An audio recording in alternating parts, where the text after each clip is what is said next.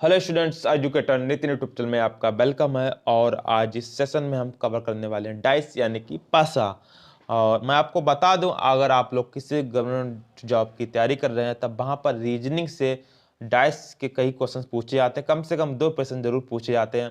और आप लोगों को इस वीडियो में बताऊंगा कि बिना कलम पेन उठाए कि आप लोग डाइस सॉल्व करना कैसे सीखेंगे। ठीक है, इसलिए वीडियो को आपको अंत तक देखना, बिल्कुल स्किप नहीं करना है। चलिए शुरू करते हैं।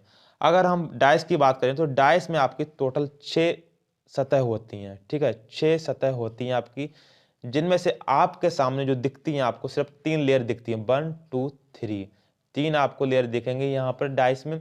यानी कि 3 लेयर जो आपकी होती हैं, 3 जो सतह होती हैं वो डाइस के अपोजिट में होती है। यानी 3 जो सतह आपको दिखेंगी उसके अपोजिट में 3 सतह और होती हैं। ठीक है, यानी टोटल 6 सतह होती हैं। और जो आपका डाइस होता है 3 डायमेंशियल होता है। ठीक है, 3 डायमेंशियल आपका डाइस होता है। ठीक है, इतना आप लोग समझ गया। और बात करें पासा कितने प्रकार का होता है, तो पासा आपके 2 प्रकार के होते हैं, सामान्य पासा, मानक पासा। सामान्य पासा को आप कहते हैं जनरल डाइस इंग्लिश में, और मानक पासा को हम कहेंगे इंग्लिश में स्टैंडर्ड डाइस। ठीक है, अगर हम बात कर लेते हैं अब सामान्य पासा। सामान्य पासा क्या होता है इसके बारे में जान लेते हैं।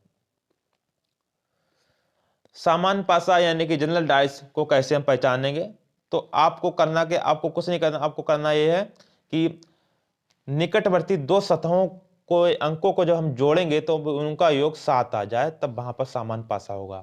जब पास वाली 2 सतहों के अंकों को जब जोड़ें तब उनका योग 7 आ जाए, यानी कि 7 आ जाए, तो वहां पर आपका सामान्य पासा होगा। आपके सामने 2 डाइस दिए गए, इन दोनों डाइस में हम चेक कर लेते हैं सामान्य पासा है या आपका मानक पासा। तो यहाँ पर हम 3 और 2 को जब जोड़ेंगे तब यहाँ पर आपका आ जाएगा 5। अब 3 और 5 को जोड़ेंगे तब आपका यहाँ पर आएगा 8। और 2 और 5 को जब हम जोड़ेंगे तब आपका आएगा 7। ठीक है, तो यहाँ पर आपका ये होगा सामान्य पासा। यानी 2 आपस वाली लेयर यानी पड़ोस वाली जब 2 सतहों को आपने जब जोड़ा तब वहां पर आपका टोटल आ गया योग 7। और 7 आने पर ही आपका सामान्य पासा हो गया ये। ठीक है, चलिए दूसरे वाले डाइस में भी हम चेक कर लेते हैं। यहाँ पर हम 1 और 4 को जब जोड़ेंगे तब यहाँ पर आपका आएगा 5। और जब 4 और 6 को जब हम जोड़ेंगे तब यहाँ पर आ जाएगा आपका 10। और 1 और 6 को जो जोड़ेंगे तब आपका आ जाएगा 7। 7 आ गए, यानी 2 सतहों के अंकों का योग जब 7 आ जाए, 7 आ जाए, तब वहां पर आपका सामान्य पासा होता है, जनरल डाइस होता है। स्टूडेंट्स, इतना आप लोग समझ जाते हैं तब आप लोग सामान्य पासा को पहचानने की ट्रिक भी समझ गए। ठीक है, यानी कि आपका सामान्य पासा समझ गए होंगे आप लोग। सामान्य पासा को आपको ऐसे पहचानना है। चलिए अब मानक पासा को भी पहचानने की ट्रिक देख लेते हैं। मानक पासा आपके सामने शो हो चुका है, और मानक पासा को कहते हैं हम स्टैंडर्ड डाइस। स्टैंडर्ड डाइस को हम कैसे पहचानेंगे, तो आपको कुछ नहीं करना, आपको जो जनरल पासा था यानी जनरल डाइस था उसका विपरीत यहाँ पर कर देना। यहाँ पर करना क्या, यहाँ पर जो पास वाली 2 सतह होती हैं, निकटवर्ती जो 2 सतह होती हैं, और इनका योग और 7 ना आता है तब वहां पर मानक पासा हो जाए। इन मतलब दोनों सतहों का, पास वाली सतहों का योग 7 ना आए तब वहां पर मानक पासा होता है। चलिए चेक कर लेते हैं। आपके सामने 2 पासे दिए गए हैं, 2 डाइस दिए गए, इनमें चेक करेंगे। जब हम 1 और 5 को जोड़ेंगे तब आपका आ जाएगा 6। और 1 और 3 को जब हम जोड़ेंगे तब आपका आ जाएगा 4। और 5 और 3 को जब हम जोड़ेंगे तब आपका आ जाएगा 8। यानी कि इन जब तीनों लेयरों को आपस में जोड़ा, यानी 2 सतहों को आपस में जोड़ने पर हमें 7 नहीं प्राप्त हुआ, 7 नहीं प्राप्त हुआ, तब यानी आपका यहाँ पर मानक पासा हो गया। ठीक है, मतलब 2 सतहों को जोड़ने पर जब हम 7 अंक ना प्राप्त हो तब वहां पर आपका मानक पासा होता है। चलिए दूसरे वाले डाइस में भी चेक कर लेते हैं। यहाँ पर 2 और 4 को जब हम जोड़ेंगे तब आपका आ जाएगा 6। और 4 और 6 को जब जोड़ेंगे तब आपका आ जाएगा 10। और 2 और 6 को जोड़ेंगे तब आपका आ जाएगा 8। यानी कि यहाँ पर भी 2 सतहों को जोड़ने पर हमें 7 नहीं प्राप्त हुआ टोटल। ठीक है, जब हमें 7 अंक नहीं प्राप्त हुआ जोड़ने पर तब यहाँ पर भी आपका मानक पासा है। ठीक है, यानी कि ये आपके जनरल डाइस नहीं है, आपके मानक पासा है। आप लोग जनरल डाइस यानी और स्टैंडर्ड डाइस को पहचानने की ट्रिक समझ गए होंगे।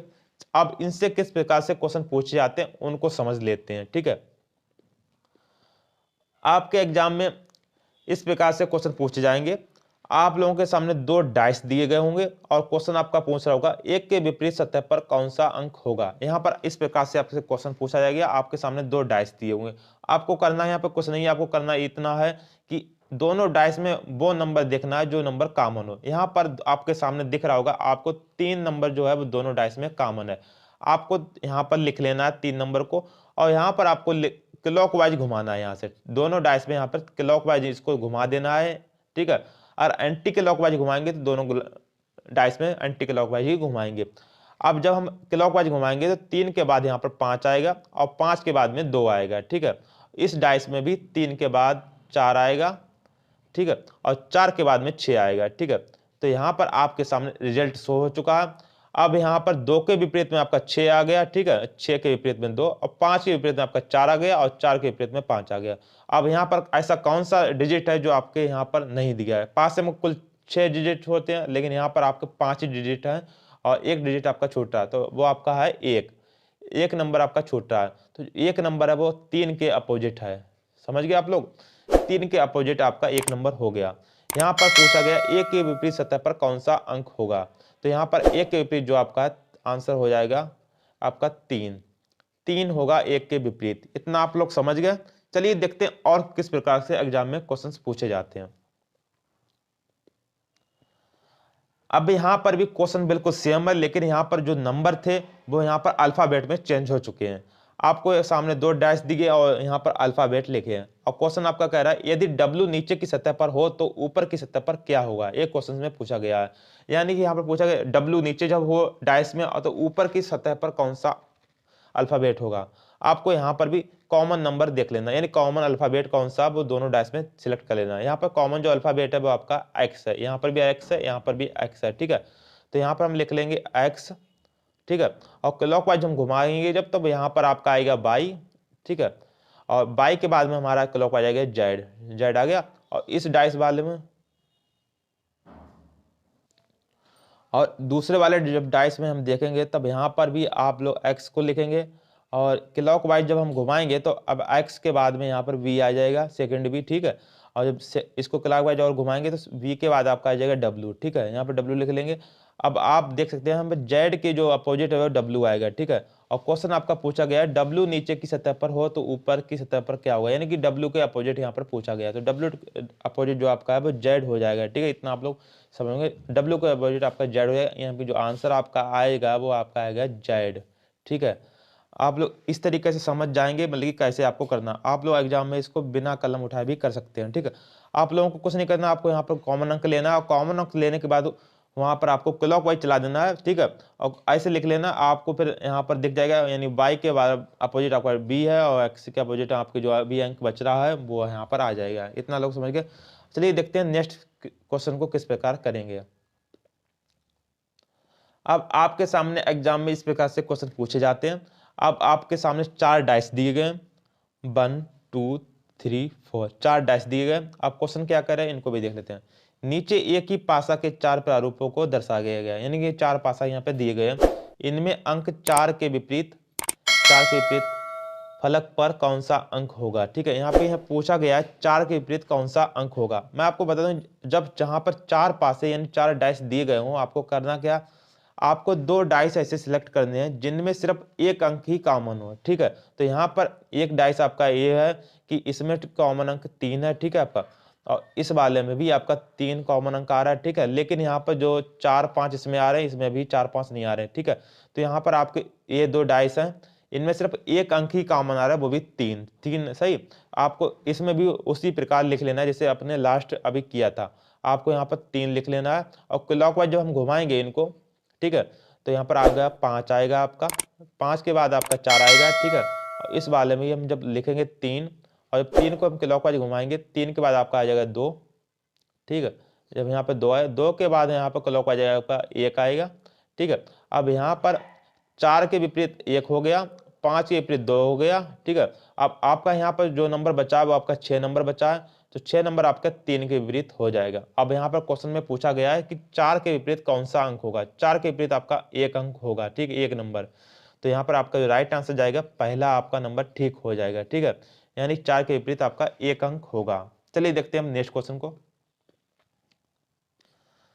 नेक्स्ट क्वेश्चन आपका कह रहा है कि निम्नलिखित में से कौन से हरे रंग के विपरीत है। यहाँ पर आपका कुछ चेंज हो गया है, यहाँ पर नंबर और अल्फाबेट ही नहीं, आपके यहाँ पर कलर आ गए, यहाँ पे कलर आ गए, यहाँ पे रंग दिए गए हैं, और यहाँ पर पूछा गया है कि हरे रंग के विपरीत कौन सा रंग होगा, ठीक है। आपको बिल्कुल वही फार्मूला यहाँ पर भी लगाना है। आपको यहाँ पर ऐसा एक रंग कॉमन देख लेना है जो सिर्फ 2 डाइस में एक ही रंग कॉमन हो, ठीक है। तो ऐसे 2 हमें डाइस सिलेक्ट करने हैं। तो यहाँ पर हम सबसे पहले देखेंगे हरे रंग कहाँ पर है। तो आपका जो हरा रंग है वो यहाँ पर है, ठीक है। यहाँ पर हरा रंग के साथ यहाँ पर नीला और लाल है, तो नीला लाल यहाँ पर दूसरे वाले डाइस में होना चाहिए। तो यहाँ पर आपका हरा रंग है, ठीक है, लेकिन यहाँ पर नीला और लाल नहीं, इसलिए यहाँ पर आपका इस वाले भी में एक रंग कॉमन है, इसमें भी रंग एक कॉमन है, ठीक है। यानी एक ही रंग ही कॉमन होना चाहिए, डबल रंग यहाँ पर कॉमन नहीं होना चाहिए। तो यहाँ पर ये 2 डाइस हमने ले लिए। अब यहाँ पर हरा रंग कॉमन है, ठीक है, हरा रंग ले लिया। अब इनको हम क्लॉकवाइज जब घुमाएंगे, ठीक है, जब क्लॉकवाइज घुमाएंगे तो हरे के बाद यहाँ पर आ जाएगा आपका नीला, नीला आ गया, और नीले के बाद में आपका आ गया लाल, ठीक है। अब इस वाले में भी हम यही करेंगे, यहाँ पर लिखेंगे हरा, और इसको क्लॉकवाइज जब हम घुमाएंगे तो हरे के बाद में आएगा आपका जामुनी, जामुनी आ गया। अब जामुनी के बाद जब क्लॉकवाइज जाएंगे तो आपका आएगा बैगनी, बैगनी आ गया।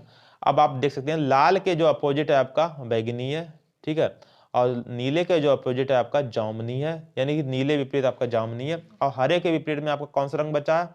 हरे के विपरीत में आपका यहाँ पर एक ही रंग बच रहा है, वो है आपका नारंगी, ठीक है। यहाँ पर नारंगी रंग बच रहा है, ठीक है। नारंगी आपका यहाँ कहीं पर भी नहीं, इसमें भी नारंगी नहीं आया, इसमें भी नारंगी नहीं आया, तो यहाँ पर आपका नारंगी बचा, वो आपका हरे के विपरीत हो जाएगा। इसका राइट आंसर आपका जाएगा नारंगी। नारंगी आपका हरे के विपरीत वाला रंग होगा, ठीक है। इतना आप लोग समझ गए। चलिए देखते हैं नेक्स्ट क्वेश्चन को। तो नेक्स्ट क्वेश्चन में भी आपके 3 डाइस दिए गए हैं। अब क्वेश्चन क्या कर रहा है इसको भी देख लेते हैं। नीचे दिए गए पासा में अंक 3 के विपरीत फलक में कौन सा अंक होगा। यहाँ पर पूछा गया 3 के विपरीत कौन सा अंक होगा। आपको हमने वही प्रोसेस करनी है, बिल्कुल एक कॉमन नंबर देख लेना 2 डाइस में, ठीक है। तो यहाँ पर अगर हम बात करें, अगर यहाँ पर 3 नंबर कॉमन इसमें भी है, इसमें भी है, लेकिन यहाँ पर एक नंबर भी इसमें आ जाता है, यानी डबल कॉमन हो जाता है इसमें, लेकिन इसलिए इस वाला को नहीं लेंगे, ठीक है। तो यहाँ पर इसको नहीं लेंगे, तो यहाँ पर इसको हम लेंगे। यहाँ पर जब 3 कॉमन इसमें भी है, इसमें भी कॉमन है, ठीक है, तो यहाँ पर हम 3 को लिखेंगे, ठीक है। और जब क्लॉकवाइज हम घुमाएंगे 3 के बाद में आपका आ जाएगा 5, और 5 के बाद में आपका 1। इस वाले पासे को लेंगे तो यहाँ पर लिखेंगे 3, और जब क्लॉकवाइज घुमाएंगे तो यहाँ पर आपका आ जाएगा 2, और 2 के बाद में आपका आ जाएगा 4, ठीक। इतना आप समझ गए। अब यहाँ पर आप देख रहे होंगे 4 के विपरीत में 1 है, यानी कि 1 के विपरीत में 4, और 5 के विपरीत में आपका 2 है, यानी कि 2 के विपरीत में 5। और यहाँ पर कौन सा नंबर बचा जो यहाँ पर नहीं सो रहा है? यहाँ पर आपका 6 नंबर यहाँ पर नहीं दिख रहा है इतने अंकों में, तो यहाँ पर आपका 6 नंबर आ जाएगा, जो कि आपके 3 के विपरीत में होगा, ठीक है। यहाँ पर 3 के विपरीत में आपका 6 नंबर होगा, ठीक है। 6 नंबर आपके 3 के विपरीत में होगा, राइट आंसर आपका हो जाएगा 6 नंबर। चलिए देखते हैं हम नेक्स्ट क्वेश्चन को।